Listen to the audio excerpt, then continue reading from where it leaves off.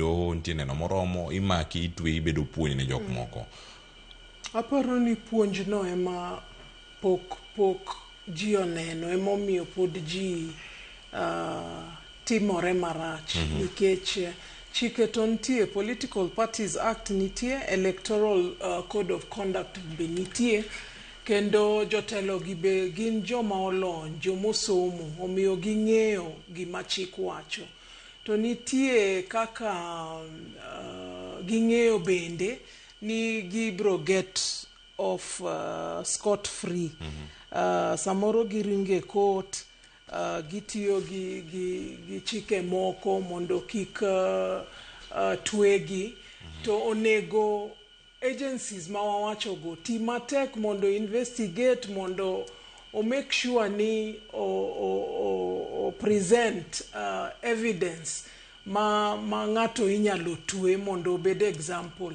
To nadwa ni mondo amed ni ing'eni samoro jotelo nyalo bedo ni wuoyo gi jopiny, to kaka jopiny bedo excited, to the nature of politics ni imbe koro idwa wacho gimoro ma medo jopiny bedo excited.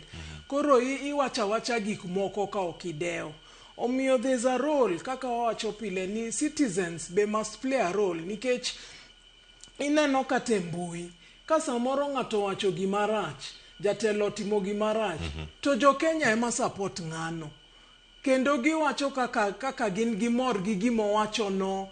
So it's very difficult mondo koro hold ji accountable, nikech ka jopiny ema koro jiwo such people, it becomes very difficult. To we must know ni wan gi role ma onego wa play. Ok onego bed ni sama koro weche osekethore koka wachako point fingers. No, kata wan bende kaka citizens nyaka wang'e mbui, nyaka ing'e ni ndika ng'o, nyaka ing'e ni paka ng'o, mondo eka piny obed e yo moro ma nigi ratiro, kendo e yo moro ma ok kel unnecessary tho gi hinyruok gi ketho gik moko.